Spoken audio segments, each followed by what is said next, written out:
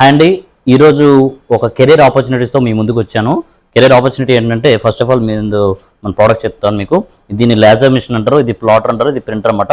So ఇలాంటి model different type of brands మన మార్కెట్లో ఎనీ మొబైల్ షోరూంలో మీరు చూసే ఉంటారు. పాన్ ఇండియా కూడా ఇప్పుడు ప్రతి మొబైల్ షోరూంలో కూడా ఇలాంటి మిషన్స్ అయితే ప్లాటర్స్ అయితే ఉంటాయి. దీంట్లో skins and screen guards cut చేస్తారు.